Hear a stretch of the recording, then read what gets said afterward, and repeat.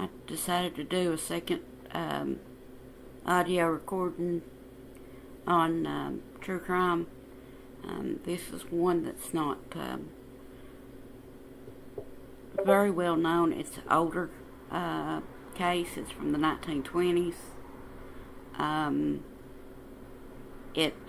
I've only heard about it 2 or 3 times, but I've always really liked the story. It's from 1922. I'm not sure I'm pronouncing it right, but it's the story of Dolly Oesterich. I've heard it pronounced several different ways. I'm not German. I don't speak German. But she was born in 1880, and in 1922 she murdered her husband, Fred. He was a very wealthy businessman. He was not popular with co-workers.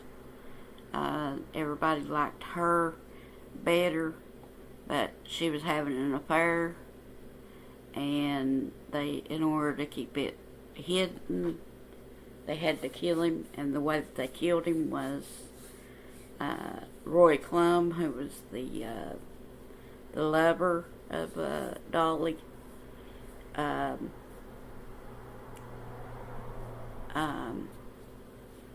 was seen by her husband, by Dolly's husband, because he was living in the attic or the basement. I think it was the attic, though.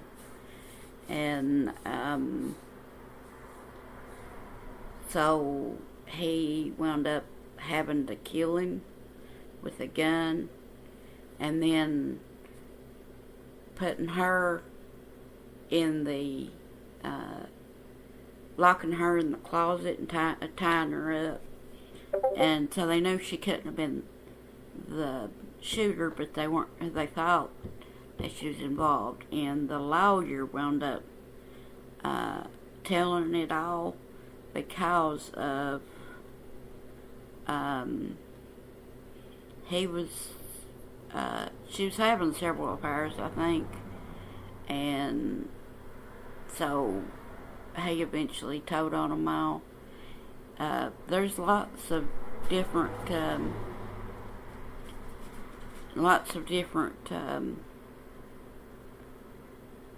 articles and YouTube videos and stuff about it if you want to know more. They were having sex multiple times a day, Dolly and her mistress, her, not mistress, but, the man that wasn't her husband, Roy Clum. I think it was Roy Clum. That may have been the person that turned them in. No, Sandhuber was the man that she had an intense affair with, and that was the killer and all that. Roy Clum is the one that turned them in. She was another one of Dolly's lovers, and she turned him in because he found out that she was having an affair with Shapiro. So she was having several affairs that are well documented.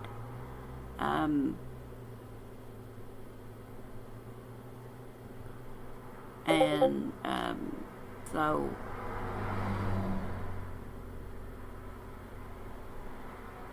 Sandhuber changed his name to Walter Klein and moved to Canada, where he married another woman, then eventually relocated back to Los Angeles, which is where the murder happened, and lived the remainder of his life in obscurity. Wahlberger's trial ended in a hung jury, with most of the jurors leaning toward acquittal. and in 1936 the indictment against her was finally dropped. That's about Dolly. So she never actually had to go to prison or anything, and was never found guilty. She died in 1961 at the age of 80, and she was still living in Los Angeles.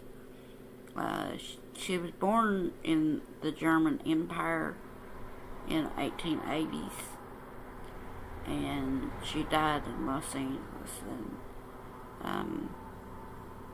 she actually grew up in Milwaukee, Wisconsin before she moved. A lot of German immigrants lived in that area. And at age 12, she worked at the textile mill with Fred Oesterich. That's how they met. And he was also a German immigrant who had become successful, and they married when she was 17. So, but he was only 20, so it wasn't like he was 30 marrying a 17-year-old, which in my opinion is different. There's not really a lot of information, and I said I'd keep most videos short, so I see no point in dragging this out. It's going to be less than a 10-minute video, but some may be as long as 30 minutes. I know the Teresa Norwin was like 23 minutes and some change. So, but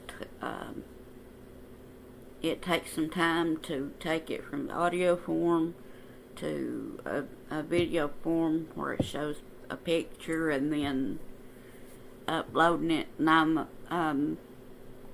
I've gotten a little bit behind, and I always want to stay at least 2 weeks ahead, and I wound up being about a week ahead. So I thought I'd do this, and I'll do another one later today. But I do like batch recording. But anyway, that's all I have to say.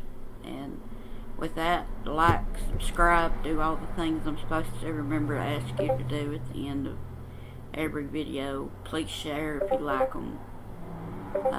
The videos, comment, and thank you.